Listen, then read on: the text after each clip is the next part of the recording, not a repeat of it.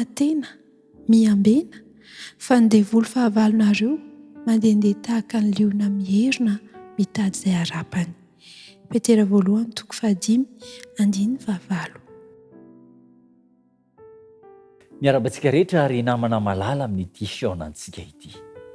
Ny lohahevitra ho jerentsika androany dia lohahevitra manana lanja goava tena lehibe satria mahakasika ireo teti-dratsin'ny Satana ahafana mandavo mamotika ny fiainantsika ary mitarika antsika ho any amin'ny fahaverezana.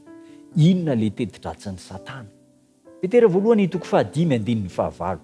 Hainao tsenjery io, haiko tsenjery, haitsika rehetra tsenjery, andehantsika hiaraka manao azy ary. Mahonona tena ny ambena fa ny devoly fahavalonareo dia mandehandeha tahaka ny liona miherina mitady izay harapany. Inona ny tetikady ampiasain'ny Satana? Amin'ny alalan'ny fihetsem-po sy amin'ny alalan'ny fientanam-po. Io zany le atao hoe sentiment sy fanatisana. Sentiment sy fanatisana, fihetsem-po tsy voafehy hifanaraka amin'ny lalàn'Andriamanitra. Ny fanatisana, fientanam-po mafana izay entan'ny toetra tsy mifandrindra amin'ny sitrapon'Andriamanitra. Ka izao inona ny masotsivana hifehezana ny fihetsem-pontsika sy ny fientanam-po? Tsy misy afa-tsy ny lalàn'Andriamanitra irery.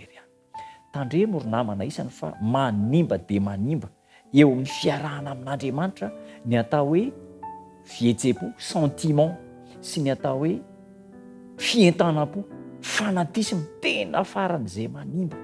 Ary indraindray ny olona manana an'ireo toetra ireo dia tsy azo ahitsy sy tsy azo atoro fa ny zavatra heveriny fa mety eo amin'ny fiainany kanefa ahafahany manompo an'Andriamanitra dia izay no modely tokony atao. Zava-doza eo amin'ny fanarana an'Andriamanitra izany.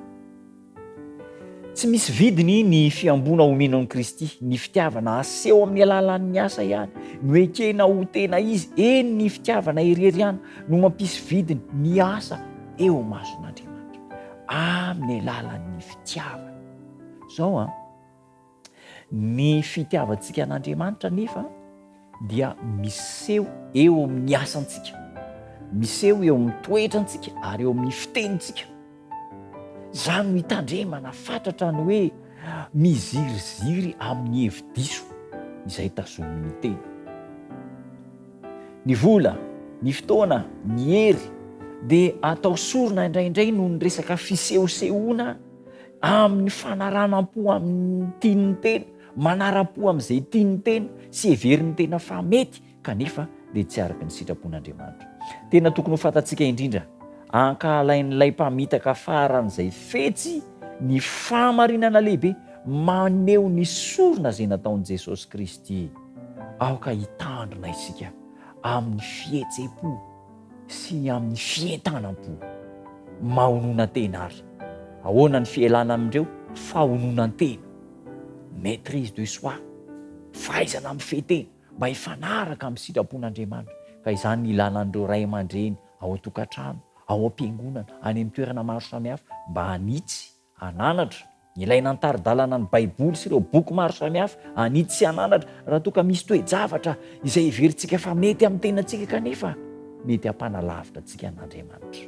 Tandremo fa fetsy Satana kanefa izao Andriamanitra mandresy an'i Satana. Tsy misy tokony hatahorana ny antera amin'Andriamanitra fa ho mpandresy ianao. Hivavaka isika. Tompo tsara misaotra anao izay. Afatra sarobidy no nampitainao androany nomenao anay dia ny amin'ny fientanam-po sy ny amin'ireo faniriana ratsy izay tsy mifanaraka amin'ny sitraponao kanefa ankamaminay ny fona izay Andriamanitra ampianaro ny sitrakao, ampianaro ny lalanao. Da io ny tsirairay avy aminay amin'ny anaran'i Jesosy Tompo. Amen.